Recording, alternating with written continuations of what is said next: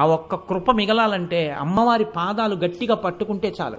ఒక్కొక్కసారి భగవంతుని చేష్టితం ఎలా ఉంటుందంటే పైకి చాలా కష్టంలా కనపడుతుంది, కానీ ఆవిడ కష్ట రూపంలో చిన్న కష్టం ఇచ్చి పెద్ద సుఖాన్ని ఇస్తుంది. మనకి తెలియదు ఆ విషయాలు. పరమాచార్య మాటల్లోనే చెప్పాలంటే, నేను ఎలాగో ఇవాళ పరమాచార్య ప్రసక్తి తెచ్చాను కాబట్టి ఆయన మాటల్లోనే చెప్పవలసి వస్తే మీకు ఒక మాట చెప్తాను. వెనకటికి ఉప్పు వ్యాపారం చేసేవాళ్ళు గాడిదల మీద ఉప్పు బస్తాలు వేసుకుని ఊళ్ళోకి తీసుకెళ్లి అమ్మేవారు. ఒకానొకప్పుడు ఉప్పు అమ్మే వ్యాపారులు గాడిదల మీద ఉప్పు బస్తాలన్నీ వేసుకుని అరణ్యంలోంచి వెడుతున్నారు. దొంగలు చూశారు, వీళ్ళు ఉప్పు బస్తాలన్నీ పట్టుకెడుతున్నారా, ఉప్పు బస్తా అంటే చాలా బరువు, ఆ ఉప్పు పట్టుకెడుతున్నారు, వీళ్ళు ఉప్పు అమ్మి మళ్ళీ వస్తారు.